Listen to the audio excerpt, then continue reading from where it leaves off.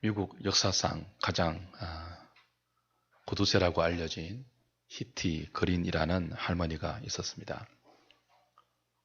이분이 1916년도에 세상을 떠났는데 저금 통장에 1억 불을 남기고 죽었습니다. 억만장자인 거죠. 근데 1916년도에 1억 불이면 도대체 얼마입니까? 요즘 미국 메이저리그 야구에 우리나라 추신수 선수가 대박 계약을 앞두고 1억 불 이상의 계약을 앞두고 있다고 팬들이 얼마나 지금 기대하고 있습니까? 지금도 1억 불이면 상상을 초월하는 금액인데 1916년도에 1억 불이면 가히 생각할 수 없는 그런 엄청난 거부인 거죠. 근데 이 거부인 히티 그린 할머니가 평생 차가운 오토밀만 먹고 살았다고 합니다. 데우는데 드는 돈이 너무 아까워서래요. 이 할머니가 얼마나 구두쇠인가 하면 아들이 다리가 아파 너무 고통스러워 하는데도 그냥 두면 혹시 낫지 않을까 싶어서 병원을 가지 않는 그런 할머니입니다. 결국 아들의 다리는 고통 가운데 방치되다가 절단되고 말았죠. 만약 여러분에게 1억 불이 있다면 어떻게 하시겠습니까? 가장 부자이면서도 가장 극빈자 같은 삶을 살았던 이 히티 그린 할머니처럼 사실 분이 있습니까? 여러분에게 1억 불이 있다면 아무도 그렇게 살지 않을 거예요. 그것을 누리고 또 다른 사람들과 나누고 하나님 나라와 교회와 잃어버린 영혼을 위해서 얼마나 유익하고 멋있게 사용할 수 있겠습니까? 없어서 그렇지, 1억 불이 없어서 그렇지, 있다면 여기 있는 우리 모든 분들은 아무도 그렇게 살지 않을 거예요. 그러나 에베소서를 쓰고 있는 사도는 이 우스꽝스러운 비극이 모든 시대의 그리스도인들에게도 얼마든지 적용될 수 있다는 사실을 알고 있었습니다. 그래서 그는 이 우스꽝스러운 비극이 성도와 교회의 영적 현실이 되지 않도록 에베소서의 서론적인 인사가 끝나자 말자 모든 그리스도인에게는 하나님이 만들어주신 어마어마한 영적 통장이 있다고 소개합니다. 그리고 그 안에 도대체 무엇이 들어있는지를 설명하죠.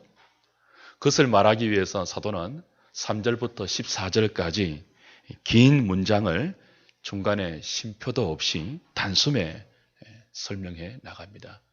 저와 여러분들이 갖고 있는 우리말 번역에는 이 3절부터 14절까지가 네 구절로 번역이 되어 있죠. 네 문장으로 번역이 되어 있습니다. 오늘 우리가 읽은 3절부터 6절까지, 그리고 7절부터 10절까지, 그리고 11절부터 12절까지, 그리고 13절부터 14절까지 네 문장으로 번역을 해놓았지만 원래 헬라어 원문에는요 3절부터 14절까지가 하나의 문장이에요. 어떤 학자가 자신이 헬라어를 읽으면서 만난 문장 중에서 가장 괴물 같은 문장이라고 할 정도로 긴 문장입니다. 근데 바울이 서론적인 인사가 끝나자 말자 이렇게 단숨에 하나의 긴 문장으로 하나님을 찬양하면서 우리에게 소개하고 있는 하나님께서 모든 성도들에게 마련해 두신 영적인 통장이 무엇일까요? 그 안에 있는 정말 엄청난 잔고가 무엇일까요? 그건 오늘 바로 하나님께서 예수 그리스도를 통해서 하늘에 속한 모든 신령한 복을 주셨다는 것이 이 긴 찬양의 문장의 주된 골자입니다. 그렇다면 오늘 사도가 우리에게 그렇게 가르치고 싶어하는, 알려주고 싶어하는, 그리고 교회와 성도들이 반드시 누려야 한다고 강조하는 이 하늘에 속한 모든 신령한 복이 무엇일까요? 신령한으로 번역된 헬라어 단어는 프뉴마티코스라는 형용사입니다. 성령에게 속한 그런 뜻이에요. 그러니까 이 신령한 복은 하나님이 저와 여러분들을 위해서 마련해 두신 영적인 저금 통장이에요. 그리고 그 저금 통장 안에 찍혀 있는 어마어마한 잔고란 말이에요. 저와 여러분들이 얼마든지 그리고 언제든지 찾아서 혜택을 누릴 수 있고 유익을 볼 수 있는 우리에게 허락된 재산이에요. 그걸 한마디로 바울은 뭐라고 소개하고 있다고요? 그리스도 안에서 우리에게 주어진 하늘에 속한 모든 신령한 복인데, 이 신령한이라는 뜻이 성령에게 속한 그런 뜻이에요. 그러니까 이 복은 성령님에게 속한 복이고 하나님께서 성령을 통하여 성도들에게 주시는 복이에요. 다른 말로는 하늘에 속한 복이다, 그렇게 이야기하고 있죠. 하늘에 속한 복이라는 것은 땅과 하늘이 이원론적으로 구별될 수 있다는 뜻이 아니고 땅에 사는 인간이나 사람의 제도나 그 어떤 것들도 만들어내지 못하는 하늘의 하나님께서만 줄 수 있는 그런 복, 사람의 조건이나 사람의 실력이나 사람의 그 어떤 재주로도 누리지 못하는 복, 오직 하늘에서 땅을 통치하시는 하나님께서 그의 택한 백성들에게만 주실 수 있는 복, 그게 하늘에 속한 복이에요. 그 복이 오늘 저와 여러분들의 이름으로 하나님께서 마련해 두신 저금 통장에 들어있다고 이야기하십니다. 그래서 이 복은 신령한 복이고 하늘에 속한 복이죠. 세상에 많은 복이 있지 않습니까? 재물의 복, 건강의 복, 자식들이 잘 되는 복, 명예를 누리는 복, 인기를 얻는 복, 다 귀한 복들입니다. 그러나 방금 읽어드린 것 외에 세상에서 우리가 맛보고 누릴 수 있는 이 모든 복들은 사실은 영원한 복이 아니죠. 잠깐 있다가 없어질 그런 복이고, 그리고 이 복은 실체적인 복이 아니고 사실은 하늘에 속한 모든 신령한 복을 반영하는 그림자에 속한 복일 뿐입니다. 사람들이 꿈꾸고 사람들이 그렇게 소망하고 그렇게 갖고 싶어하는 모든 복, 그 복은 그림자 복에 불과한 거죠. 영원하고도 참된 진짜 복은 오늘 사도가 에베소 교회 가운데 소개하고 오늘 저와 여러분들에게 소개하고 있는 하나님께서 그리스도 안에서 성령을 통하여 주시는 하늘에 속한 모든 신령한 복인 것을 우리는 다시 한번 기억해 낼 수 있어야 하겠습니다. 문제는 이 복이 하늘에 속한 복이고 신령한 복이어서 우리 육신의 눈에 보이지 않는다는 거죠. 그리고 우리가 몸으로 느낄 수 있는 복이 아니에요. 그렇게 귀한 복임에도 불구하고 우리 눈에 안 보이고 우리가 감각적으로 느낄 수 있는 그런 복이 아니기 때문에 너무 많은 사람들이 이 귀한 복을 귀한 것으로 알지 못한다는 데 있죠. 히티 그린 이 할머니처럼 자기 통장 안에 1억 불을 넣어놓고 있으면서도 그걸 쓸 줄 몰랐어요. 그걸 가지고 평생 차가운 오트밀만 먹고 살았어요. 그걸 가지고 자기 자식의, 사랑하는 자식의 다리의 치료를 위해서도 사용할 줄 몰랐고 이웃의 수많은 사람들의 풍성한 삶을 위해서 헌신하지도 못했어요. 자기도 구차했고 자식도 빈곤했고 그것을 통해서 많은 사람들이 혜택과 유익을 누릴 수 있는 주위에 있는 수많은 지체들도 함께 가난했던 것, 자기 통장 안에 들어있는 것이 얼마나 많은 사람들에게 자기 자신에게 유익을 주고 복을 주고 혜택을 주는지를 몰랐기 때문이죠.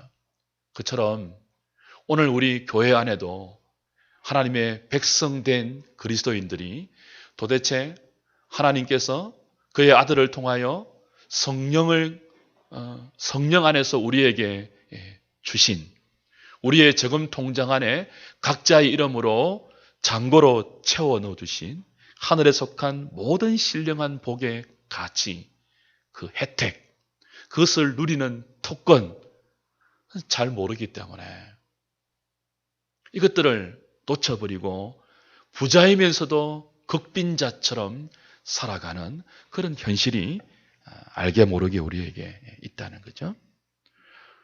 그러나 사도는 이것을 교회와 성도는 몰라서는 안 된다는 그런 생각으로 자신의 편지의 서두부터 그 긴 문장을 중간에 숨도 쉬지 않고 한숨에 말하면서 강조하고 있는 것입니다. 이걸 안다면 찬송하지 않을 수가 없다고 이야기하죠. 오늘 3절부터 6절까지는 그 신령한 복이 성부께서 우리에게 주셨다는 것을 여러 가지 내용으로 설명을 합니다. 그 마지막에 뭐라고 되어 있죠?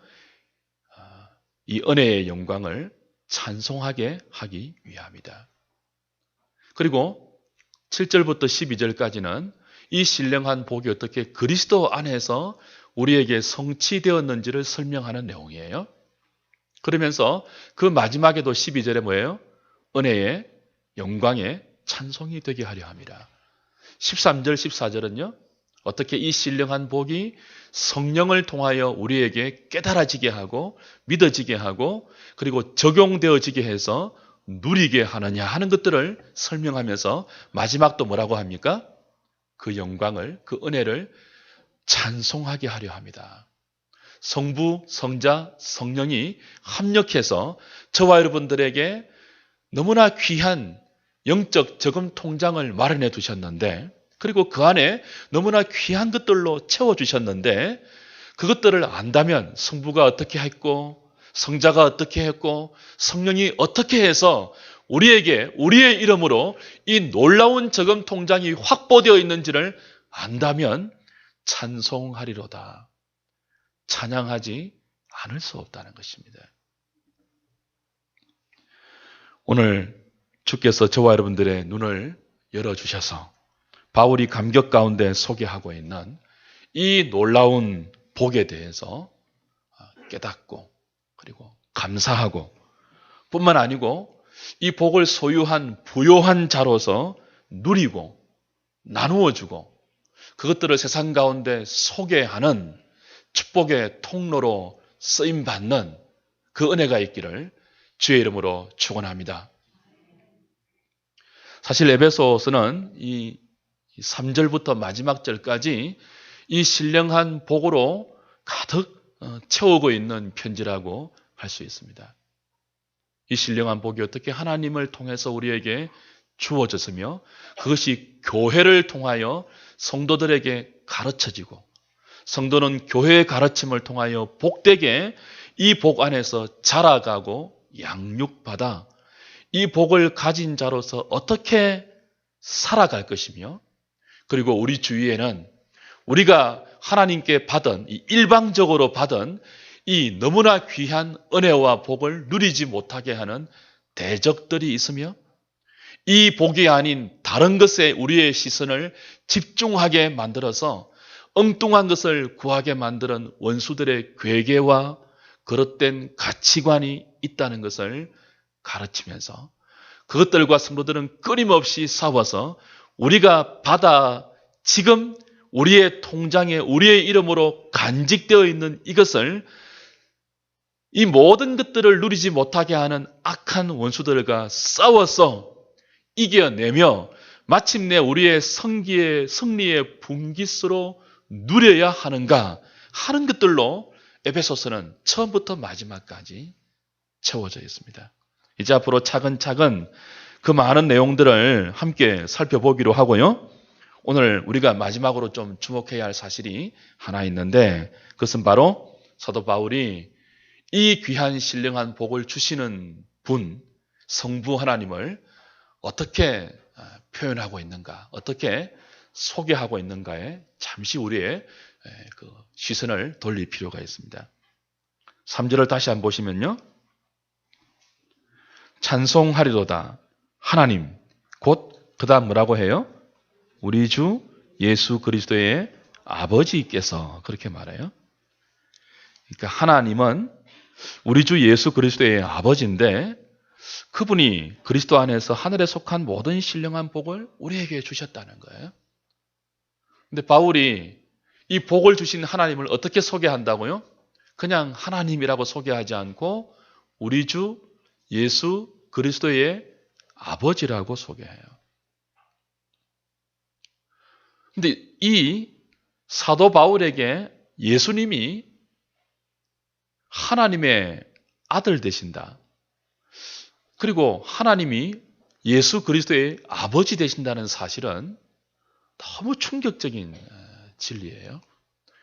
여러분, 사도 바울이 어떤 사람이었습니까? 사도 바울이 예수 그리스도를 어떻게 생각한 사람이에요? 이단 중에 괴수로 생각한 사람이에요.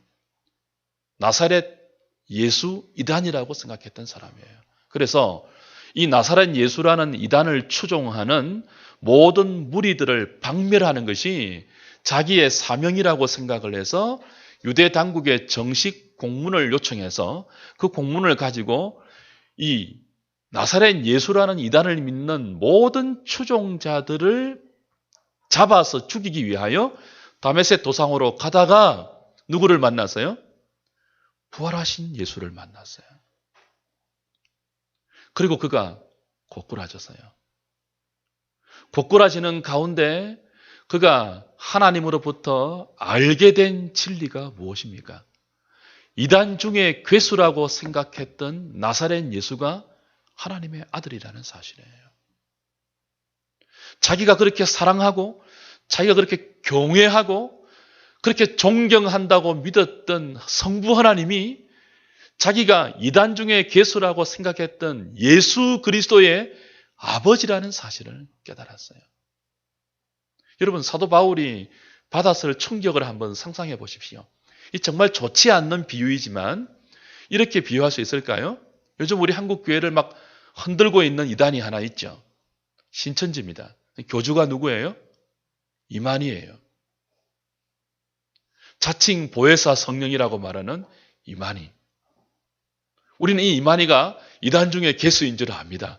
근데 이게 정말 좋지 않은 비유입니다. 근데 만약 그 이만희가 진짜 보혜사 성령이라면 우리가 받을 충격이 어느 정도일까요? 이 정말 좋지 않는 비유입니다.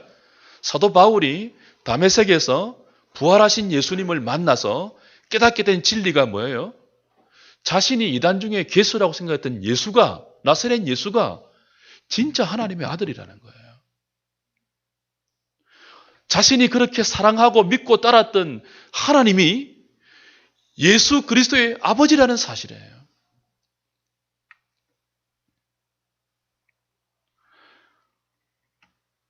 이 깨달음은 사도 바울의 생애를 완전히 뒤집어 놓습니다. 우리 주 예수 그리스도의 아버지 하나님.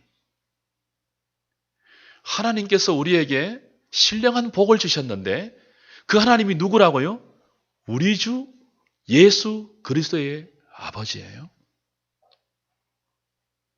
그의 생애 말년에 교회를 향하여 가장 부요한 자이면서도 어쩌면 가장 극빈한 자로 그렇게 우스꽝스러운 영적 현실을 자기의 오늘로 살 수 있는 가능성을 가진 이 교회와 성도들에게 정말 안타까운 마음으로 편지하면서 하나님께서 우리에게 복을 주셨는데 정말 놀랄만한 영적 저금 통장을 우리에게 개설해 주셨는데 그 하나님이 누구라고요?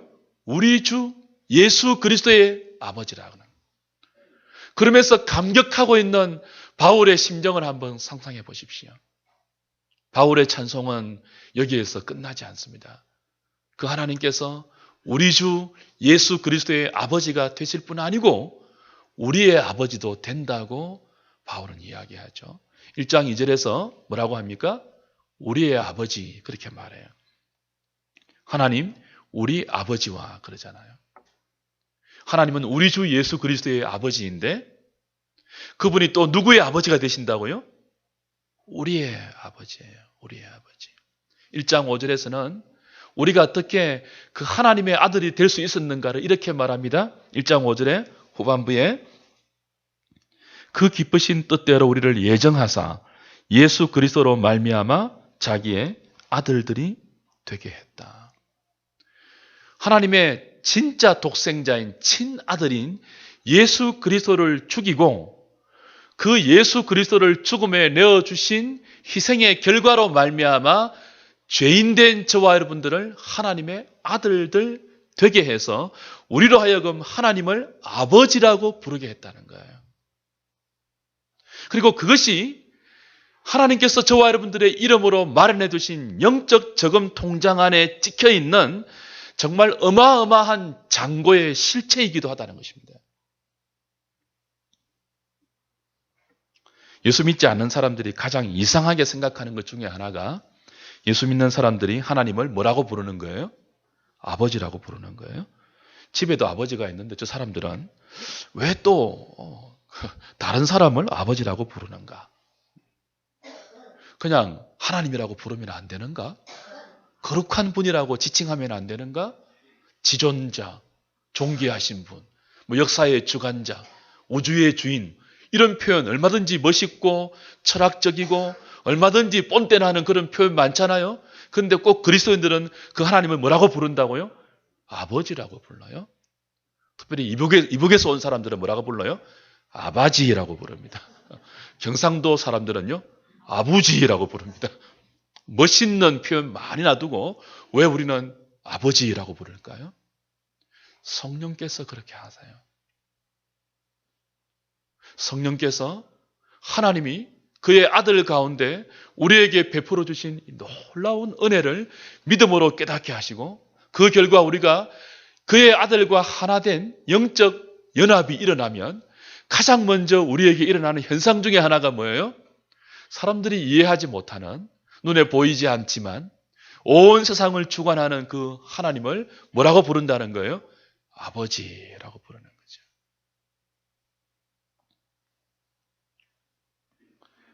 주 안에 사랑하는 여러분, 하나님은 예수 그리스도를 통해서 저와 여러분들의 죄를 사해 주셨을 뿐 아니고 아들의 권세까지 주셨습니다. 하나님의 아들이 된다는 것. 그래서 우리가 언제 어디서 무엇을 하든지 그 하나님을 향하여 아버지라고 부를 수 있다는 것. 이것이 사도 바울이 그렇게 우리에게 가르쳐 주고 싶어 했던 그리스도 안에서 하늘에 속한 모든 신령한 복의 실체임을 성경은 오늘 우리에게 다시 가르치고 있습니다. 얼마나 놀라운 은혜인지 모르겠어요. 특별히 저는 요즘 제 육신의 아버지의 연로함과 그로 인한 연약함을 보면서 하늘에 계신 진짜 아버지의 아버지 되심을 많이 묵상하고 있습니다. 육신의 아버지는요, 아무리 좋은 아버지라도 세월이 흐르면 자식들이 돌보아 드려야 할 연약한 아버지입니다. 기억도 없어지고 정신도 없어지고 힘도 없어집니다. 실수도 많이 하시고요. 그러나 우리 주 예수 그리스도의 아버지이며 동시에 우리의 아버지가 되시는 하늘의 아버지는 영원히 우리를 돌보시는 영원한 아버지이십니다. 부모는 자식을 사랑해서 할 수만 있다면 모든 것을 주고 싶어 하죠. 눈도 빼어주고요. 간도 빼어줄 수 있습니다. 부모의 마음이 다 그런 것 아니겠습니까? 그러나 육신의 부모는 마음은 그래도 진짜 빼어주는 부모 별로 없습니다. 마음은 다 빼어주고 싶죠. 눈도 빼주고 간도 빼주고 설계도 빼주고 콩팥도 빼주고 다 주고 싶은데 사실 다 주는 부모는 별로 없습니다. 그리고 한 걸음 더 나아가 마음과 달리 세월이 지나면요, 육신이 늙으면요, 오히려 자식의 눈이 필요하고 자식의 간이 필요하고 자식의 돈이 필요하고 자식의 돌봄이 필요한 것이 육신의 부모예요. 육신의 아버지예요. 그러나 주 안에 사랑하는 여러분, 하늘에 계신 바울이 우리 주 예수 그리스도의 아버지라고 말하고 한 걸음 더 나아가 저와 여러분들의 아버지, 우리의 아버지라고 말하는 그 성부 하나님은 눈만 빼어주고 싶은 마음만 가진 아버지가 아닙니다. 간이라도 빼어주고 싶지만 그게 그냥 잘 되지 않는 그런 육신의 아버지가 아닙니다. 눈뿐이겠습니까? 간뿐이겠습니까? 돈뿐이겠습니까? 당신의 가장 귀한 독생자를 이 미련하고 완악하고 연약하고 어리석고 무지해서 자주 하나님을 알아보지 못하고 자주 하나님의 은혜를 망각하고 자주 하나님의 마음을 너무나 아프게 하는 죄악된 길로 달려가기를 잘하는 우리들을 위해서 당신의 가장 귀한 독생자를 아낌없이 십자가의 형벌과 저주의 자리에 다 내어주고 우리를 당신의 아들들 되게 하셔서 가장 귀한 것들을 실제로 우리에게 다 주시기 위해서 저와 여러분들의 이름으로 영적인 저금 통장에 우리의 이름을 다 적어 놓아서 말로 형언할 수 없는 하늘의 모든 신령한 복을 장고로 우리가 얼마든지 찾아설 수 있는 그런 내용으로 채워서 오늘 우리에게 주고 있다고 사도는 힘주어서 가르치고 있습니다. 이 복은 우리가 아직 죄인 되었을 때에 부어진 복입니다. 우리가 잘해서 받은 복이 아니에요. 히티 그린이라는 구두쇠 할머니는 1억 불 모으기 위해서 얼마나 애쓰고 힘쓰고 전략하고 1억 불을 만들었겠습니까? 그런데 하나님이 우리에게 허락하신 이 진짜 복은요, 우리가 모아서 만든 복도 아니고 우리가 아직 죄인 되었을 때에 우리가 아직 태어나기 이전에 창세전에 그리스도 안에서 예정된 우리와 상관없는 예상밖의 복이에요. 여러분들이 받고 싶지 않아도 여러분의 이름으로 하나님이 이렇게 놓으신 너무 놀라운 저금 통장이에요. 그래서 이 복은 지금 저와 여러분들이 아무리 연약하고 아무리 보잘것없고 아무리 자주 넘어지고 아무리 실패한다 할지라도 우리의 연약함과 부족함으로 방해받지 않는 복이며 빼앗기지 않는 복입니다. 이미 하나님께서 우리가 아직 죄인 되었을 때 주신 복이에요. 우리가 아직 태어나기도 전에 창세전에 그리스도 안에서 주신 복이에요. 그리고 때가 되어서 우리에게 유효한 은혜로 허락하신 복이에요. 천에 하나 만에 하나 조건도 없고 자격도 없지만 그의 기쁘신 뜻대로 창세전의 그리스도 안에서 예정함을 입어서 지금 하나님의 자녀라는 권세를 가지고 저와 여러분들이 누려야 할 이 복을 이제 차근차근 함께 에베소서를 묵상하면서 알아가고 깨달아가서 하나님, 이게 나한테 있군요. 여러분이 세상 살아가면서 힘들 때마다 이 저금 통장 꺼내보고 그 앞에 찍혀있는, 그 안에 찍혀있는 놀라운 잔고를 확인하시고 힘을 내시기 바라요. 오늘 우리가 마지막에 부를 찬송의 내용이 이런 찬송이에요. 429장 보면은요. 세상 모든 풍파 하늘을 흔들어 약한 마음 낙심하게 될 때에 내려주신 주의 복을 세어라. 주의 크신 복을 내가 알리라. 주 안에 사랑하는 여러분, 세상은 끊임없이 모든 풍파로 우리를 흔들어 버립니다. 이 신령한 복을 우리의 이름으로 마련된 저금 통장이라는 것으로 갖고 있음에도 불구하고 세상은 많은 눈에 보이는 풍파로 우리의 이런 부요한 지위와 상태를 흔들어 버려서 약한 마음으로 만들게 하고 낙심하게 만들어요. 그때마다 우리가 해야 할 일이 뭐예요? 받은 복을 세워보는 거죠. 우리에게 도대체 어떤 영적 저금 통장이 그리스도 안에서 확보되어 있는지를 확인하고 세워보고 다시 힘을 내는 거죠. 2절에 세상 근심 걱정 너를 누르고 십자가를 등에 지고 나갈 때 주관에게 주신 복을 세워라. 두려움 없이 항상 찬송하리라. 어제 수시 발표가 난 걸로 알고 있어요. 아마 오늘 이 자리에 마음이 평안하지 못할 우리 학생들, 부모님들이 있을지 몰라요. 여러분, 세상은 대학 합격하면은 복을 받았다고 생각을 해요. 떨어지면은 너무 낙심하고 실망해요.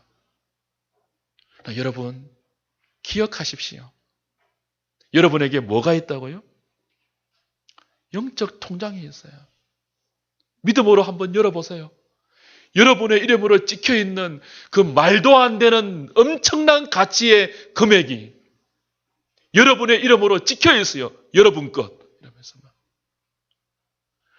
우리 주 예수 그리스도의 아버지가, 하늘의 아버지가 당신의 독생자를 친히 내어주시고 그를 믿는 모든 자에게 허락하신 너무 귀한 복이 그 영적 통장 안에 다 들어있어요. 그거 장롱 안에 고일고일 보관하면서 그렇게 섞이지 말고 힘들 때마다 꺼내보십시오. 도대체 그 안에 무엇이 찍혀 있는지를 확인하십시오. 세워보십시오. 그리고 힘을 내십시오. 여러분이 누구인지 기억하십시오. 하나님의 아들이에요. 여러분이 약해도 그 자리와 그 지위와 그 특혜와 그 권세는 없어지지 않는 놀라운 권세예요. 3절에 보니까 세상 권세 너의 앞길 막을 때 주만 믿고 낙심하지 말아라. 천사들이 너를 보호하리니 염려 없이 앞만 보고 나가라. 받은 복을 세어 보아라. 크신 복을 내가 알리라. 받은 복을 세어 보아라. 주의 크신 복을 내가 알리라. 근데 이 복이 눈에 보이지 않고 느껴지지 않는 그런 복이기 때문에 때로는 세상 권세가 우리의 앞길 막을 때 복의 가치를 모르고 낙심할 수 있죠. 그때마다 뭐 하라고요? 여러분의 이름으로 확보되어 있는 영적 저금 통장을 열어 펼쳐 보십시오. 그리스도의 이름으로 여러분에게 베풀어진 하늘에 속한 모든 신령한 복이 여러분의 것임을 세어보시고 확인하시고 일어나셔서 힘을 내시고 그리고 그 복을 사람들에게 나누어 주시고 여러분도 가장 부요한 자라는 이 자긍심을 가지고 주께서 부르시는 그날까지 아버지의 아들로 승리하며 살 수 있는 하늘의 교회 모든 식구들 될 수 있기를 주의 이름으로 축복합니다.